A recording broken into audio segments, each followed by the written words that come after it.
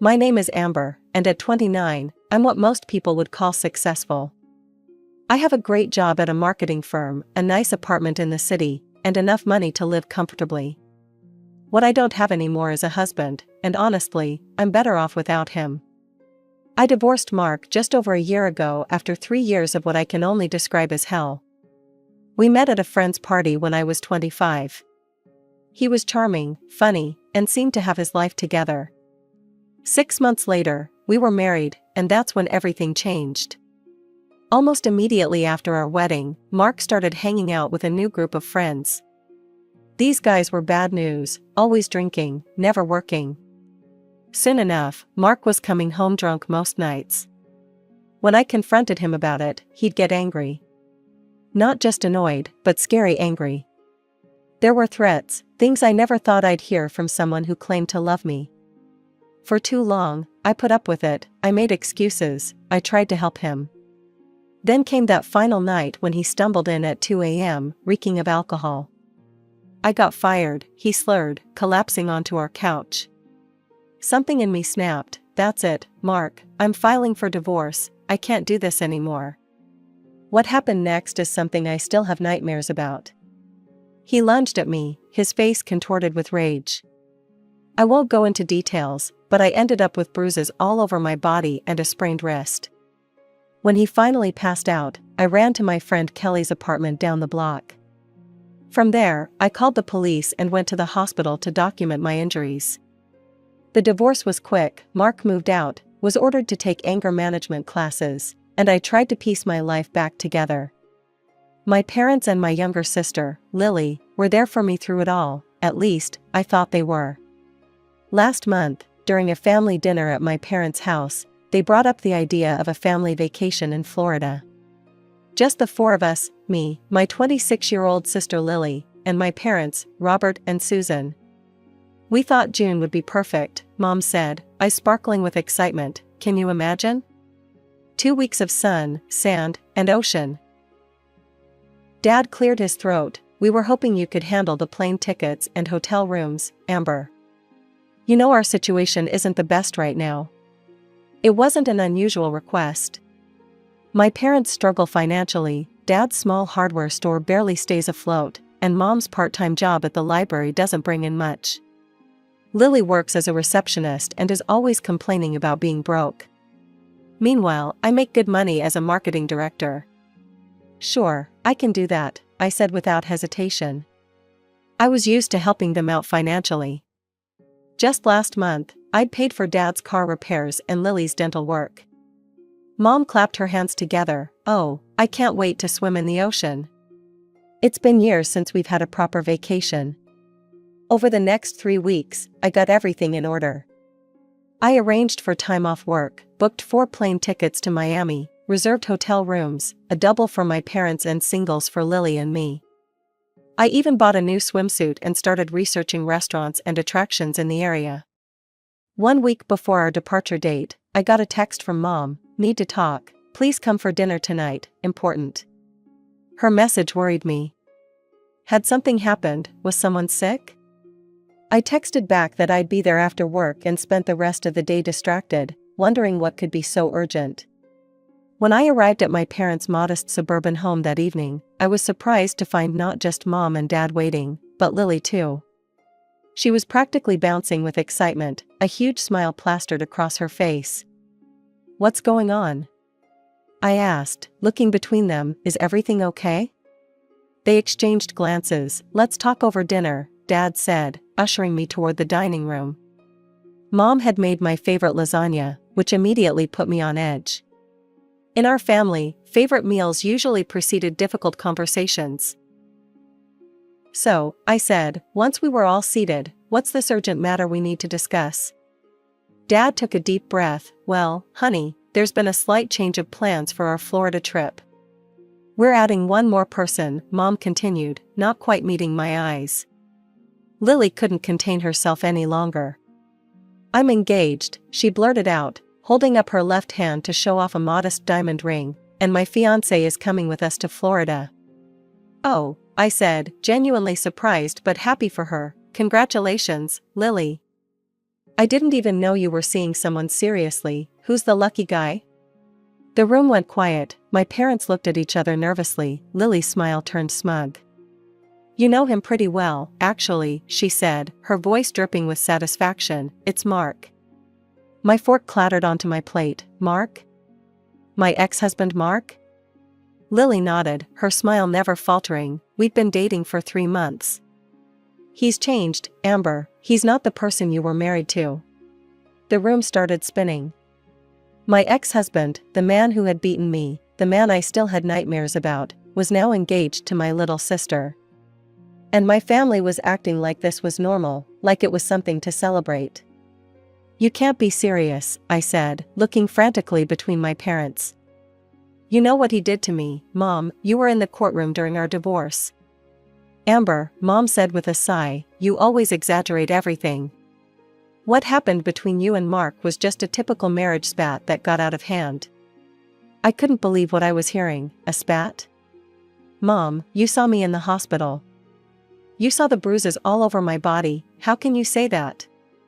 Dad shifted uncomfortably in his chair but said nothing. Lily rolled her eyes dramatically.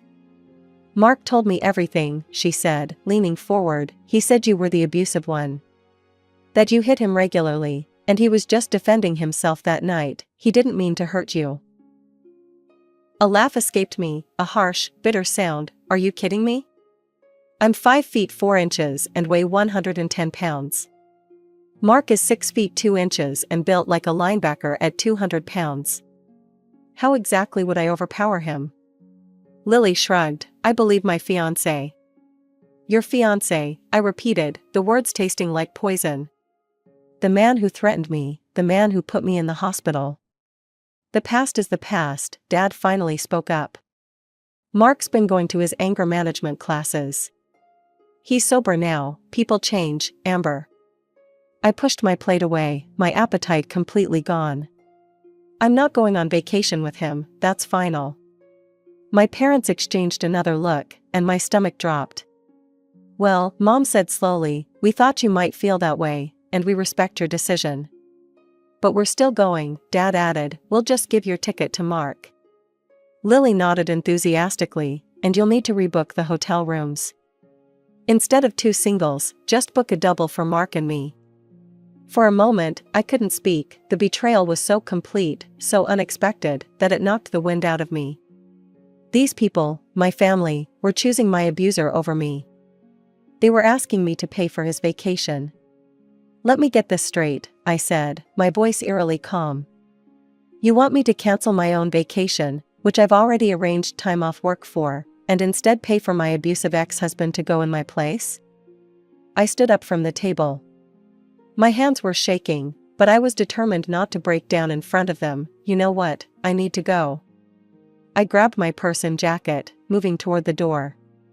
No one tried to stop me, no one called out, they just let me walk away. The drive home was a blur. I kept expecting tears to come, but instead, I felt a cold, hard anger building inside me. By the time I reached my apartment, I knew exactly what I was going to do. I poured myself a generous glass of wine and sat down at my computer. First, I canceled all 4 plane tickets to Miami. Then I canceled my hotel reservations. I took screenshots of each cancellation confirmation and attached them to text messages to both Mom and Lily.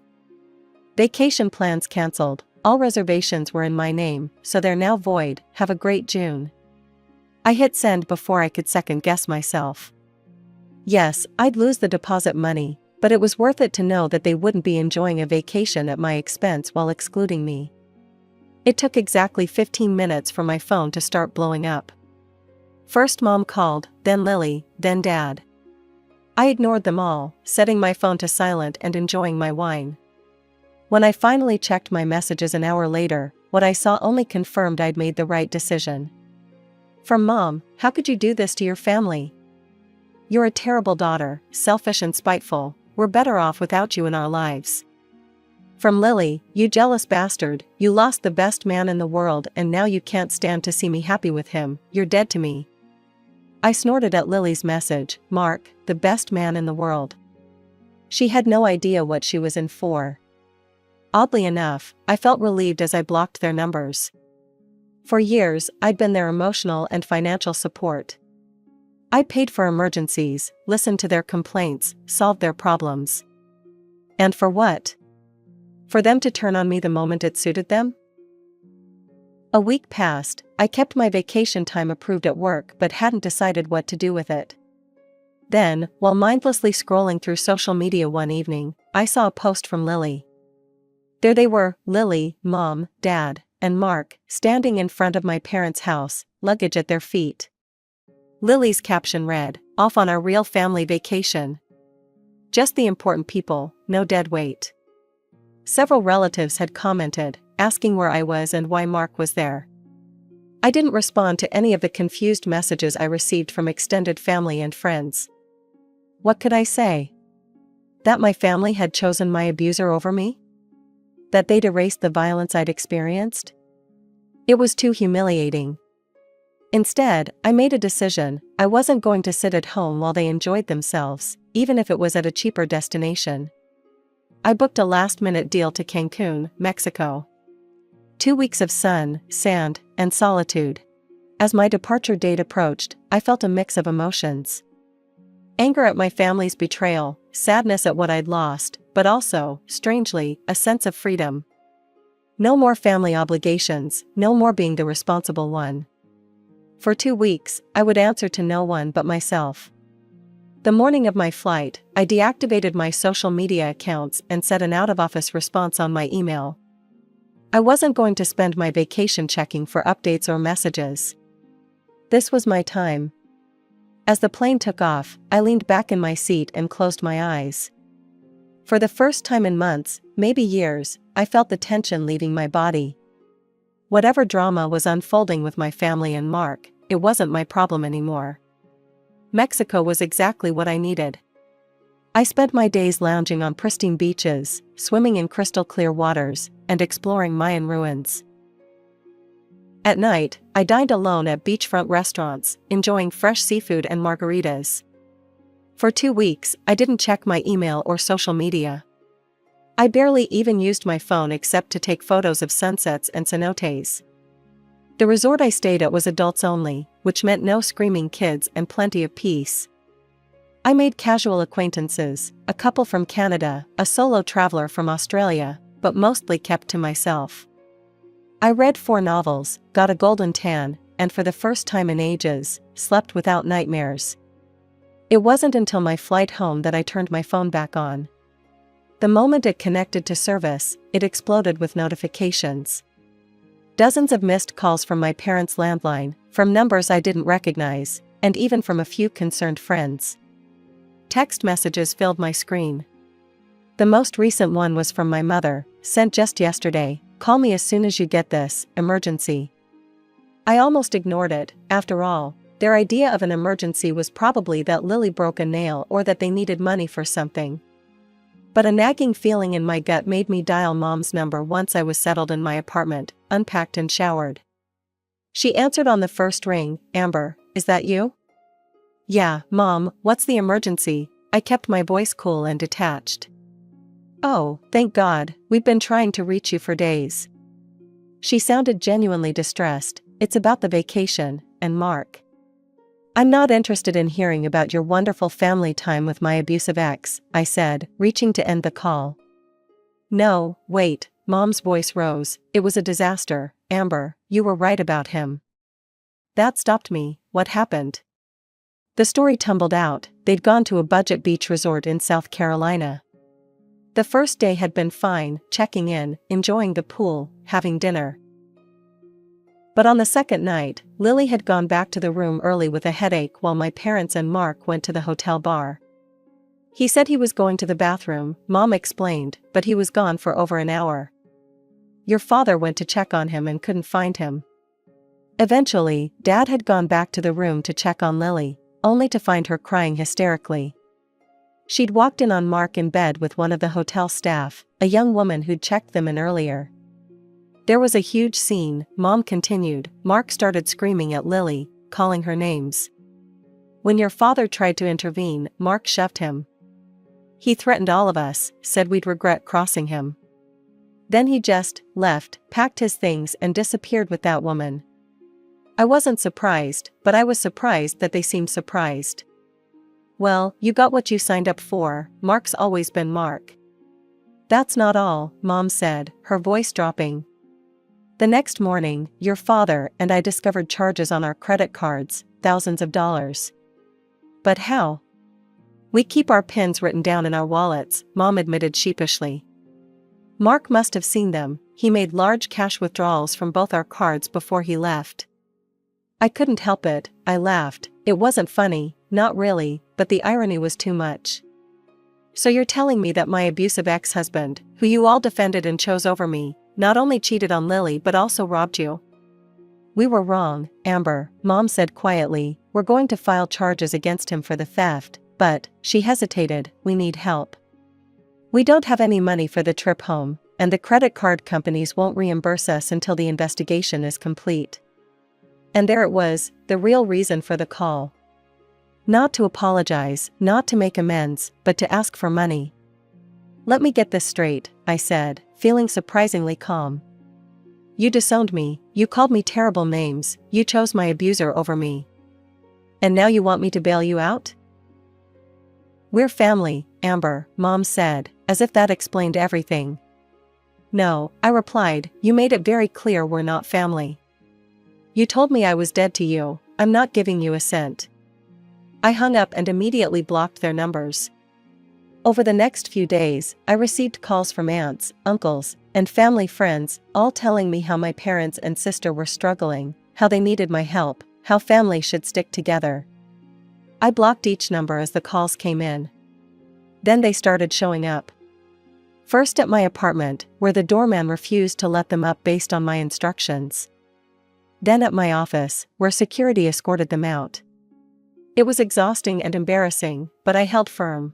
Ms. Mitchell, my office's security guard said after removing my father from the premises for the second time, would you like us to add your family members to the permanent deny list? I nodded, feeling a strange mix of sadness and resolution. Yes, please, and thank you for handling this so discreetly. I did the same at my apartment building, asking the concierge to never allow my parents or sister inside. It felt extreme, but necessary. They'd shown they had no boundaries, no respect for my feelings or experiences. As weeks passed, I heard through the grapevine what was happening with them. Mom and Dad had borrowed money from relatives to pay off their credit cards. They'd filed a police report against Mark, but with little hope of recovering their money. Lily was seeing a therapist, apparently devastated by both Mark's betrayal and my abandonment of the family. I felt nothing. Maybe that makes me cold, but after everything I'd been through, the abuse from Mark, the gaslighting from my family, the betrayal of my trust, I was empty of sympathy for them. One evening, while having dinner with my friend Kelly, the same friend who'd sheltered me the night I fled from Mark, she asked the question everyone seemed to be dancing around. Do you think you'll ever reconcile with them? They are your family, after all. I considered it, taking a sip of my wine. I don't know, I answered honestly, right now, I can't imagine it. They didn't just make a mistake, Kelly, they saw my bruises, they heard my stories, they knew what Mark did to me. And they still chose him. As I walked home that night, I felt lighter than I had in years. For so long, I'd carried the weight of my family's needs, their expectations, their problems. Now, that weight was gone. I was responsible only for myself, answerable only to myself. 3 months have passed since that phone call with my mother. Fall has arrived, bringing cooler temperatures and changing leaves. My life has settled into a comfortable rhythm: work, exercise, dinner with friends, weekend outings. I've even started dating again, nothing serious, just coffee or dinner with interesting men who make me laugh. Last week, I was promoted to Senior Marketing Director, a position that came with a substantial raise and my own office. I celebrated by buying myself a pair of ridiculously expensive shoes I'd been eyeing for months. Before, that money would have probably gone to helping my parents replace their ancient water heater or bailing Lily out of credit card debt. I still hear about my family occasionally. My cousin Jamie calls every few weeks, careful not to push for reconciliation but keeping me updated. Dad had a minor health scare, high blood pressure, nothing serious, but it required medication. Mom picked up more hours at the library. Lily moved back in with them after breaking her lease. Apparently she couldn't afford the rent on her own. Most significantly, the police investigation into Mark's theft had gone nowhere. He'd disappeared completely, likely with his hotel fling, and hadn't used any traceable cards or accounts since. My parents' bank refused to cover the fraudulent withdrawals since my parents had written down their PINs, a clear violation of the bank's security policy. Your mom asked about you again, Jamie said during our last call. She wanted to know if you'd changed your number. I haven't, I replied, I just don't answer their calls. Jamie hesitated. Lily's been having a rough time, she's been diagnosed with depression. I felt a brief pang of sympathy, quickly squelched by the memory of her smug face as she announced her engagement to Mark. I'm sorry to hear that, I said, and meant it. I didn't wish suffering on my sister, despite everything. But I'm not ready to be there for her. I understand, Jamie sighed, they really messed up. Yes, they did. After that call, I sat on my balcony with a glass of wine, watching the city lights blink on as dusk settled. Part of me wondered if I was being too harsh, too unforgiving. Wasn't family supposed to be about second chances? But then I remembered my mother's face as she dismissed my bruises as exaggeration. I remembered my father's silence as he let it happen. I remembered Lily's vicious text messages and social media posts. No, I decided, I wasn't being too harsh. I was finally valuing myself enough to set boundaries. My therapist, yes, I started seeing one after all this drama, says that's healthy. You're not cutting them off out of vengeance, she told me during our last session. You're protecting yourself from people who've shown they can't be trusted with your well-being. Sometimes I wonder what would have happened if I'd gone on that Florida vacation as planned. Would Mark have still shown his true colors? Would my family have finally seen him for what he was, or would they have continued to make excuses for him? Would I have spent 2 weeks pretending everything was fine while dying inside? I'll never know, and honestly, I'm glad. Canceling those reservations was the best decision I could have made, even if it wasn't for the right reasons at the time. Yesterday, I received a letter in the mail, actual paper mail, handwritten, with a local postmark. It was from my mother. I recognized her neat, teacher-like script on the envelope. I almost threw it away unopened. But curiosity got the better of me, and I found myself sitting at my kitchen counter, carefully slicing the envelope open with a knife. Dear Amber, it began, I don't know if you'll read this, but I had to try one more time. The letter was long, 4 pages of my mother's handwriting, front and back. She wrote about how wrong they'd been, how blind. She detailed the ways Mark had manipulated Lily, gradually isolating her from friends, filling her head with lies about me and about their relationship. She described how, after he left them stranded at that hotel, they found a small bag of pills in the room, drugs they hadn't known he was taking. We should have believed you, she wrote, there's no excuse for what we did. We betrayed you in the worst possible way, and we're living with that knowledge every day. She didn't ask for money, she didn't ask for forgiveness. She just asked if, someday, I might be willing to talk. She included her new cell phone number at the bottom of the last page. I folded the letter and put it back in its envelope. Then I placed it in my desk drawer, not ready to respond, not ready to decide. This morning, I woke up and made coffee, checking my calendar for the day's meetings. I had lunch scheduled with Kelly, a client presentation in the afternoon, and dinner with Alex, a man I'd been seeing casually for a few weeks. As I sipped my coffee on the balcony, watching the sunrise paint the sky in pinks and oranges, I felt content.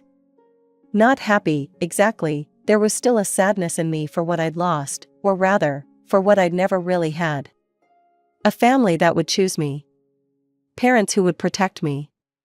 A sister who would believe me. But I had built a good life for myself.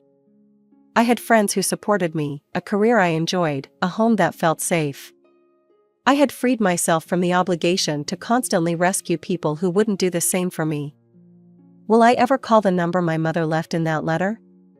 I don't know, not today, probably not tomorrow. Maybe not for months or even years. I'm no longer angry, not white-hot angry, anyway? That's progress, I suppose. But I'm not ready to let them back into my life. Trust, once broken so thoroughly, isn't easily repaired. And I'm not sure I want to put in the effort to repair it.